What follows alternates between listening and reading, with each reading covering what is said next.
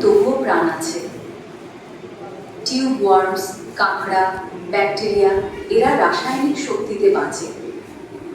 বাইকেনিয়ার্স মনে করেন পৃথিবীতে প্রথম প্রাণ এই হাইড্রোথার্মাল ভেন্টেই তৈরি হয়েছিল কোটি বছর আগে। সমুদ্রের গভীরে আছে বিশাল পর্বতমালা, মিড ওশান রিজ, দৈর্ঘ্য প্রায় ৬৫,০০০ কিলোমিটার। সমুদ্রের ভেতরে পাহাড়? শুধু পাহাড় না, গভীর খাদ, বিশাল সমতল আর আগ্নেয়গিরিও আছে সমুদ্রের তলায়। সমুদ্রের গভীরে আছে অক্টোপাস। এরা অত্যন্ত বুদ্ধিমান, এরা রং বদলাতে পারে। ২০২৩ সালে বিজ্ঞানীরা সমুদ্রের গভীরে নতুন প্রজাতির অক্টোপাস আবিষ্কার করেছেন, নাম ডাম্বো অক্টোপাস। সমুদ্রের গভীরে আছে কোলোসাল স্কুইড,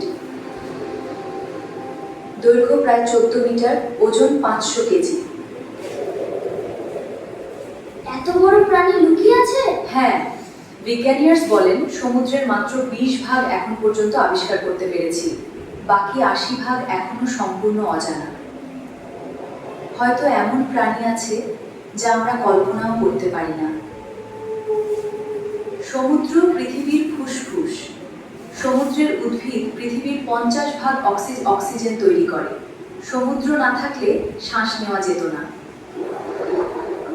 মানুষ কি সমুদ্রের ক্ষতি করছে? হ্যাঁ, প্লাস্টিক দূষণে প্রতি বছর ১০ লক্ষ সামুদ্রিক প্রাণী মারা যাচ্ছে।